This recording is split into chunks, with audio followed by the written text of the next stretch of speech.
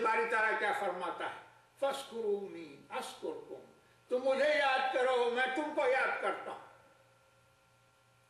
جو اللہ کو یاد کرتا ہے اللہ اس کو یاد کرتا ہے، جس کو اللہ نے یاد کیا وہ اللہ کی پناہ میں آ گیا۔ رسالت مآب صلی اللہ علیہ وسلم کی حدیث آگے چل کے میں آپ کو سناؤں گا۔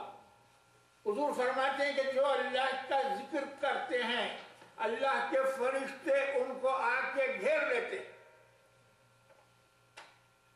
اب دیکھیے ذکر کرنے والے اللہ کی پناہ میں آ گئے، اسی لیے امامنا و سیدنا نے فرمایا کہ ہر جا کے باشد بایاد خدا باشد، ہر جگہ اللہ کی یاد کے ساتھ رہو تاکہ اللہ کی پناہ تم کو حاصل رہے۔ آپ نے غور فرمایا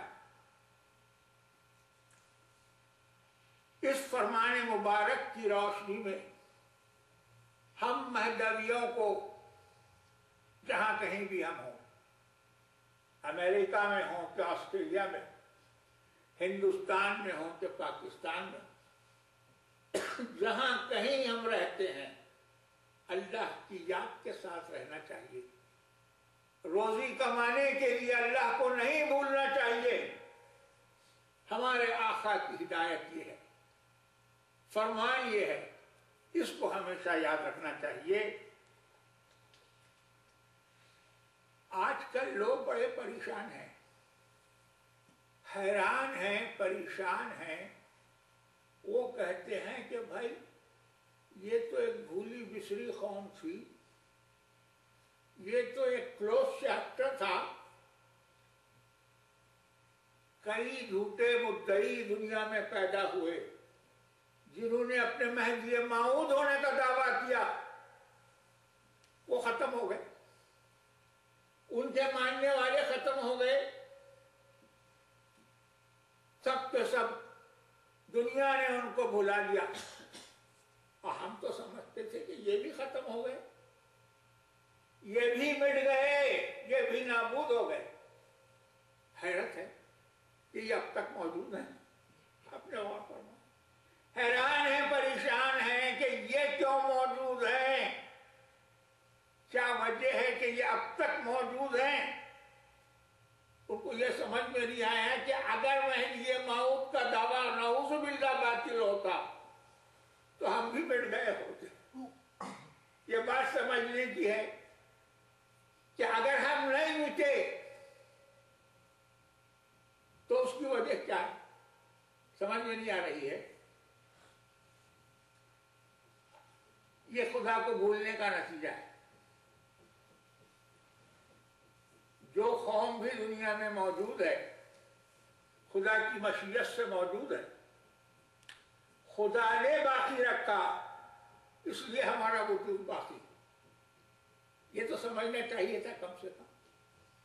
اور پھر رسالت مآب صلی اللہ علیہ وسلم کا وہ ارشاد دنیا بھول گئی ہے۔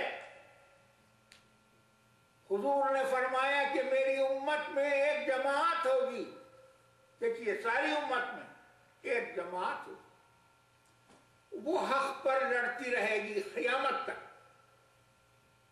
قیامت تک حق پر لڑتی رہے گی اور غالب رہے گی، مغلوب نہیں ہوگی۔ کم سے کم یہ حدیث تو یاد آ جانی چاہیے تھی، بجائے اس بات پہ حیرت کرنے اور افسوس کرنے کہ یہ قوم ابھی تک باقی ہے۔ کم سے کم یہ بات تو یاد کر لینی چاہیے تھی حضور کی کہ میری امت میں ایک جماعت ہوگی تو قیامت تک حق کے لیے لڑتی رہے گی۔ اب میں آپ سے عرض کرتا ہوں کہ کیا بات ہے بھائی، لوگ فخر کرتے ہیں ان کو ہر جگہ سے نکالا گیا، ان کو مارا گیا، ان کو پیٹا گیا، ان کو بلا کے بادشاہ نے کہا کہ تم اپنے امام کی تصدیق سے باز آ جاؤ، اس سے توبہ کرو، اور اگر توبہ نہیں کرو گے کہ تم کو قتل کر دیا جائے گا۔ 11 بڑے بڑے لوگوں کو بلایا گیا، مطالبہ کیا گیا کہ تم اپنے امام کی تصدیق سے پھر جاؤ، مگر وہ پھرے نہیں۔ لہذا ان کو قتل کر دیا گیا۔ اس بات پہ فخر کیا جاتا ہے۔ ایسے سینکڑوں واقعات ہیں،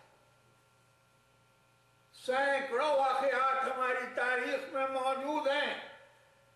چپے چپے پہ ہمارا خون بہا ہے، چھپر کی مسجدیں جلائی گئی ہیں، گھروں کو آگ لگائی گئی ہے، ہمارے لوگوں کو زندہ دیوار میں چین دیا گیا ہے، زندہ آدمی کو پکڑ کے چونے کی بھٹی میں ڈال دیا گیا۔ فخر کے ساتھ بندگی میاں سید علی کے قتل کا ذکر کیا جاتا ہے۔ 140 سال پہلے زمان خان شاہ جہاں پوری نے ہدیہ مہدویہ میں اس کا ذکر کیا، اور وہ خود لکھتے ہیں کہ میاں سید علی کو لکڑی کے تختوں کے درمیان رکھ کے کچل دیا گیا، اور اس پہ وہ فخر کرتے ہیں اور بڑے طنزیہ انداز میں فخر کے ساتھ بیان کرتے ہیں کہ لکڑی کے تختوں کے درمیان رکھ کے کچل دیا گیا۔ اسلام کی شریعت میں یہ تعزیر کہاں ہے؟ اور یہ کس جرم کی پاداش میں ہے؟ کون پوچھے؟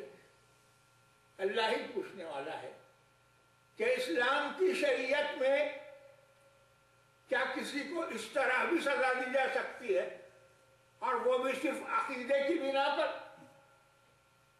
آگے چل کے میں آپ سے عرض کروں گا۔ ذکر اللہ سے متعلق بات کر رہا تھا، مجھے عرض کرنا یہ ہے